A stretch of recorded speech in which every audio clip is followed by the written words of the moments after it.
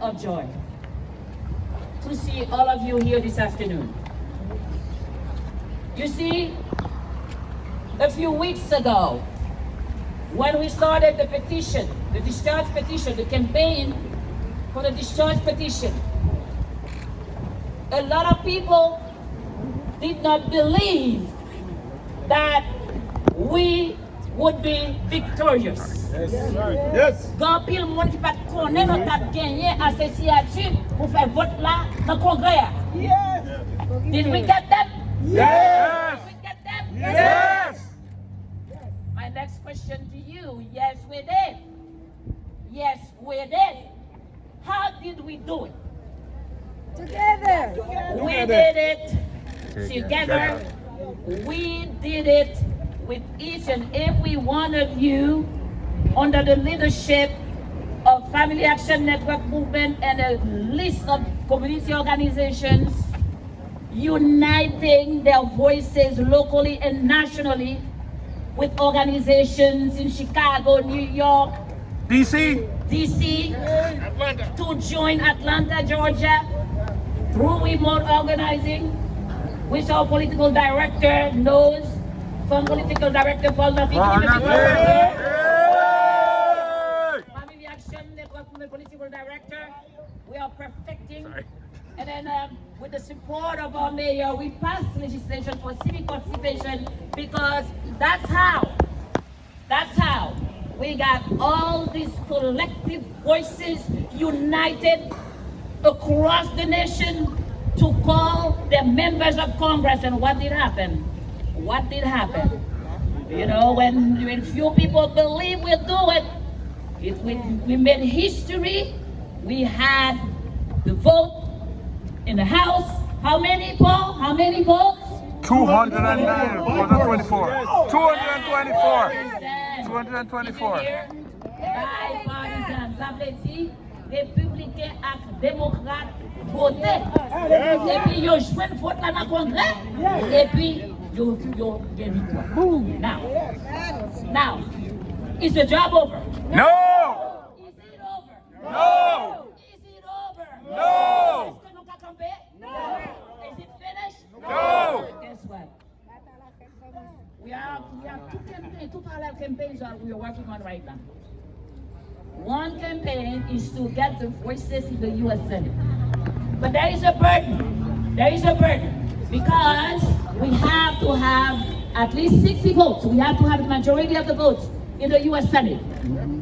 What does that mean? Remember, I'm the commissioner who passed legislation for civic education, for civic participation. What do you need to do for us to get the 60 votes in the U.S. Senate? Well, we need to do the same thing. We need, when we are organizing for the discharge petition votes In the House. In the House. Yep. Let me see if you know your history. Let me see if you know. What are the two people we need to, two senators in Florida that we need to focus on to lead the fight for us? What are their names? Number one, not you. What are their Rick names? Scott. Rick Scott, number two. Ash. May I see him? Mayor, we know you know. We know you know Mayor. She didn't say it now. I heard it. What is the second name? Senator Rick Scott and Senator Ashley Moody. Thank you. Give yourself a big round of applause, guys. I'm proud.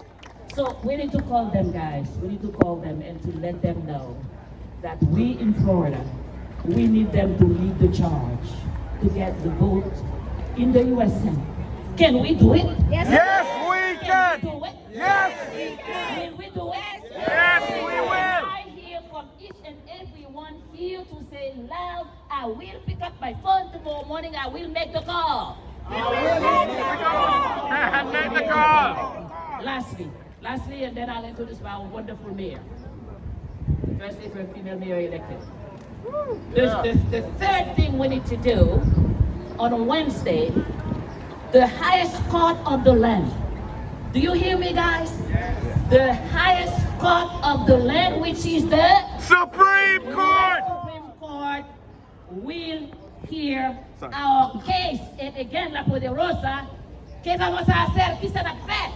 What will we do? We need to not only stand up here, but I can tell you under the leadership of Family Action Network and all the organizations, meeting, they have at least 5 meetings a week, all are organizing and coordinating at the national level so that people are standing up in New York, in Chicago, all over to send a strong signal to the Supreme Court to tell them Haiti matters. The people of Haiti matter. Yes, we They've been suffering. Haiti has been going through the worst crisis in its history. Our people, our families are suffering. Little women and girls, women and little girls as young as 5 are victimized, subjected to collective rape. Because at times of war and upheaval, women and girls suffer the most. And in Haiti, I can tell you, there is a lot of suffering all around, but the women and girls suffer the most. So we want to send you join our collective voices to send a message to the U.S. Supreme Court, each and every one of them, to tell them, please, stand up for TPS, stand up for the Haitian people, because we are people, we always stood up for everyone else. Yes. We always stood up historically for everyone else, but this time, we need them to stand up. For us! To finish, parce que pas moi seul pour parler, mais ma meilleure magistrat va parler, magistrat va parler. Travail ça, il va pas faire ça nous.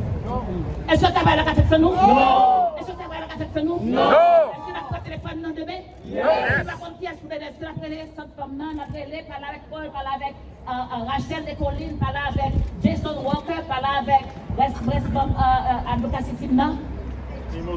Mimos, cinéaste, Ovidal va parler avec tout le monde ça yo. Nous on team qui va organiser à niveau local avec différentes organisations qui là, Florida Rising, Florida Immigrant Coalition, so many, the unions, they are all here supporting us.